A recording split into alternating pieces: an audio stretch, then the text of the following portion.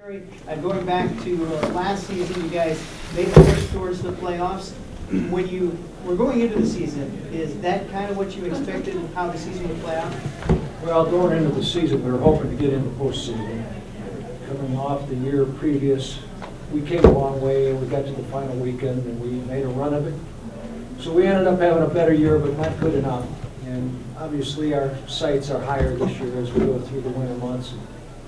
Pretty close to taking off for spring training. So we feel good about what we have on the roster. We feel good about where we stand. We've got a nice youthful team. We've got solid position. We've got some pitching depth and quantity. And obviously, we've got two of those guys right here, one that's going to close games for us and one that I hope is going to end up help solidify in the rotation. So that's where we're headed. We want to win the division. We don't have much interest in doing just a nice year like this year. We want to get into the postseason and win the division. When you went into the offseason this year, what additions or what improvements did you want from this team? Well, we went out and signed the player from Korea, Byung Ho Park, and we got into that posting business, and ultimately we were trying to replace the pop that we lost in Torrey Hunter. And we were hoping that he can help that cause. We also tried to supplement our catching. We struggled to some extent back there.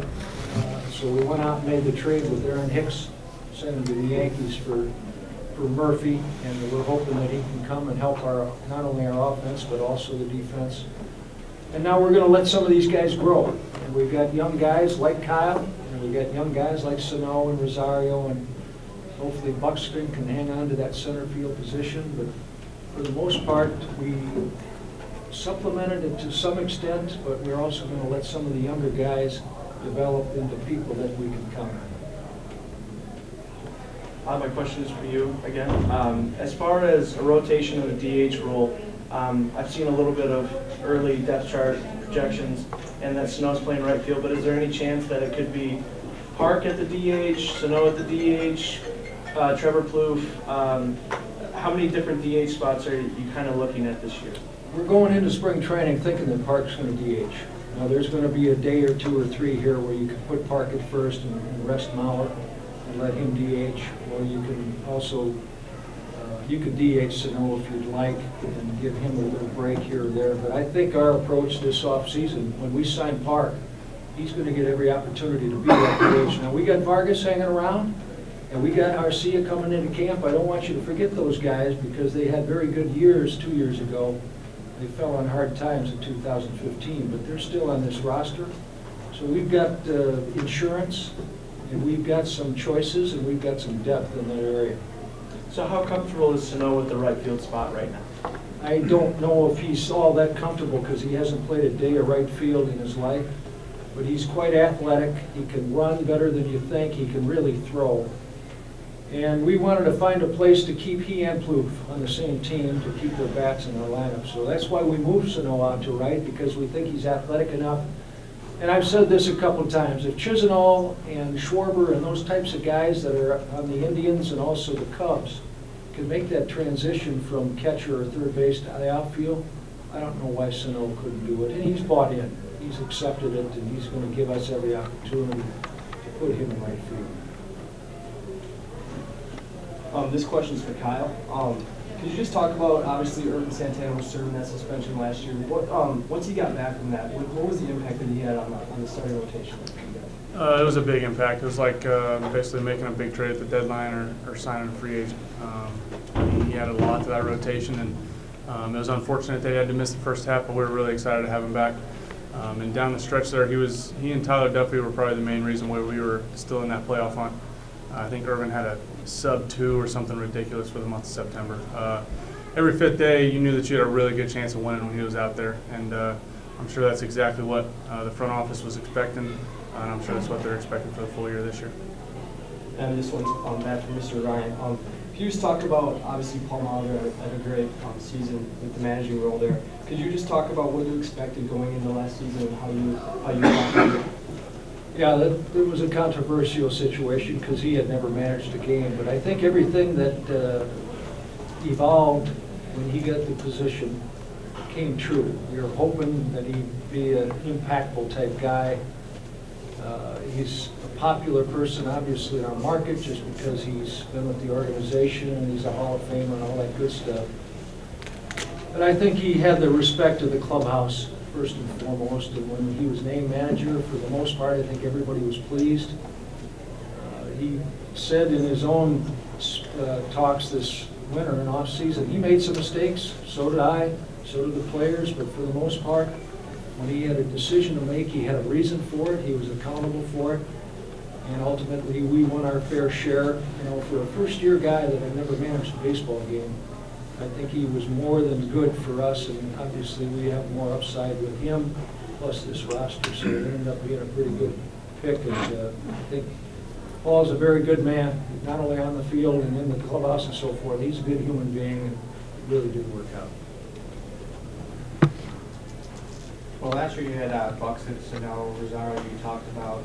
Now you have Barrios as a young pitcher coming up. I'm just wondering, going into spring training, is he potential to win a starting spot in the rotation? Do you have plans for him to come up in spring, get some work, and go back to the minors and then come back a little bit later? You know, the other guys you didn't mention, guys like Duffy and Trevor May and a few of those other younger guys, we had quite a few people come up. Now, Barrios is our best pitching prospect. There's no denying that. We shut him down last year because of innings, just like we did with him 2 years ago, 3 years ago. And we were conservative, and obviously that was controversial, but he's going to come in and compete. Now, that word potential is scary. He has that, but he hasn't thrown an inning in the major leagues. He started at AA last year and graduated at AAA, and he's good. He's got pitches, he's athletic, he's competitive. But also there's a curve here. Now we've got 5, 6, 7 guys that right now would be ahead of him just because of what their track record looks like. So he's got a lot to do, but he's up for the task. He's pretty good, he's going to compete. My next question is for Mr. Perkins. Last year, near the end of the year, you had some problems with your back. How is it feeling right now? Any concerns going into spring training? No, not at all. You know, we got that knocked out at a whole variety of shots, I think, that were pretty well documented in the media in August and September. I started rehab work with a guy in Minnesota in mid-October. Worked with him for, I think, 7 weeks, and then I went down to Florida. And we have strength coaches down there. Both our major league and minor league strength coaches are down there. And then one of our major league trainers is down there. So from about December 5th, I think, is when I got down there until just before I came on Caravan here. I'd been down there working on a lot of different things and, you know, focusing a lot on the health of my back and core and making sure that those things hold up, you know, obviously through the first half, through the second half, and hopefully, like Terry said, in the playoffs. I think if I can be there for the team throughout the season, we're going to have a pretty good chance. So as far as confidence in the bullpen goes, I know that you guys just signed Jepson again. You have Ricky Nolasco that's in the bullpen as well. How confident are you in this bullpen that it'll be able to go against those tough AL Central teams? Yeah, I mean, we've proven that we can be pretty good. And health is always the factor, so hopefully we can stay healthy. And I think the biggest thing that's going to help our bullpen is how our starters do, how deep they go into games. And we have, like they said, a bunch of good starters, and hopefully they'll find a way to get out there and get through 7 innings and sometimes 8 and take some pressure off our guys. But Jeb, I mean, it was a huge addition last year at the deadline, and obviously it's a big bonus that he's back for a full season with us this year. He did an amazing job. If Trevor ends up out there, you know, we all saw what he did. And there's other guys. There's Casey Fiend. There's Nolasco, like you said, if he's a long man or whatever. But we're going to be good. But we're only going to be good as our young guys are and as our starting rotation is. This is for both Kyle and Glenn. Just kind of talk about, I touched on it with Mr. Ryan, Paul Molitor as a manager. Just kind of talk about the feel in the clubhouse, how you guys thought he did under his first year there. I think Terry nailed it by saying that the respect that he had. He's a guy that when he walks into the room, you stand up, you shake his hand, you look him in the eye, and you know, I think that just in and of itself, having him there as a guy, we all know what he did in the game, and he's been around enough that guys knew him, that were comfortable with him. It wasn't a situation where nobody knew who this guy was and we had to feel him out. He was a coach with us the year before, and just the way he handled things. I mean, all the way from the first week of the season where we really struggled, the even keel that he has, and that's the biggest thing in baseball throughout a season, 162 games, is not getting too high, not getting too low, and not riding that roller coaster. And he's as good at that as anybody. And decisions he made in games, again, like Terry said, he always had a reason, and there was so much calculation going on in his head of how to do things the right way in each and every moment. And that's in-game things, it's teaching guys, in-game, out-of-game, during batting practice, all those things. His impact, you can't understate it. I mean, it was an amazing thing to watch and be a part of, and I think it makes us all excited to see how he does in his second year. I thought the one thing that everybody, and especially in the rotation and the bullpen, was probably going to wonder was, how he was going to use the staff and what kind of decisions he was going to make, what the hook was going to be, everything like that. And I thought it was pretty cool to watch, how he allowed his instincts to really take over in most situations when he went to the pen.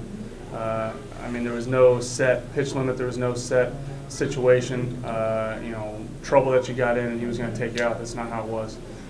If he came down and talked to you in the seventh, he was really asking to see how you felt, and based on your answer and the feeling that he got that next half inning while we were hitting, he was going to make his decision based on that. And he tried to keep his other outside factors out of it and just go with his gut and go with his instincts. And most of the time he made the right decision.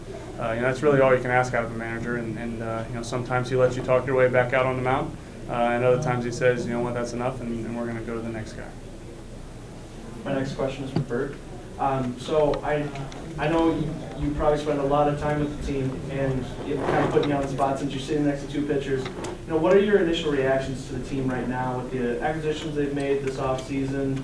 What do you kind of see from the Twins right now? I think you have to look at it being very positive. I mean, where they were, even 2 years ago after losing 90 ball games, these guys don't give up on themselves. It's a day-to-day, like Perk said. You ride that roller coaster, and sometimes you're going up so high that you feel high, but then all of a sudden that low hits, and you have to find that happy medium.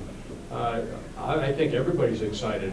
Where we have been so far on this caravan, everybody's really excited about spring training to start. Of course, with spring training means that the grass is going to be green in a month.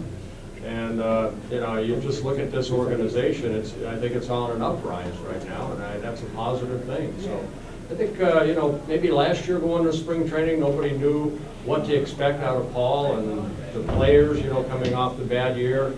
But I think after, even though everybody agrees, I think they can do better, it was a very positive season, and that creates that positive thought going into spring training. So you have that right off from day one. So as far as the Hall of Fame goes, what are your initial reactions to Ken Griffey Jr. and Mike Piazza joining you in the Hall of Fame? I'm very, very proud and very honored that I think everybody knew that Ken Griffey Jr. was going to be in. I'm surprised that 3 guys didn't vote for him. But, for Mike Piazza, I'm very, very happy that he's joining us. So in July, when they're inducted into the Hall of Fame, I will be there, and I'll be applauding and congratulating him and welcoming him into the Hall. Just to kind of go on to that, actually, is there anyone that you're kind of looking at that you think deserves to be in the Hall of Fame that is kind of coming short of votes? I know there's a lot of steroid era players and stuff that are involved. Is there anyone that you're kind of hoping gets in? Well, you're a writer, right? Yeah. It's a Writers' Hall of Fame, so it depends on the writer to determine whether guys go in that maybe were in that era. But it's a Writers' Hall of Fame. Baseball really has nothing to do with the Hall of Fame as far as major leagues. If they are put in, then I think we'd have to look at it at that time. But right now, I think 409 writers this year voted for Ken Griffey Jr. and Mike Piazza to go in, and if they decide, the writers do, to put in other guys, then it's their right. Guys like Jack Morris, I think, should be in. Guys like Jim Cott, Tommy John. But now they go to the Veterans Committee, which I was part of this year. We didn't put anybody in prior to 1946 in the voting of 10 players. But as Jane Forbes Clark says, it's 1%. 1% of players are in the Hall of Fame that ever wore Major League uniforms, so the honor is there. Kind of going forward with the two pitchers, actually. You play the AL Central, a very, very tough division, and the AL is obviously on the rise. Is there any team that you're kind of looking at that you really need to focus on as far as tough players, tough teams coming up? No, I don't think so.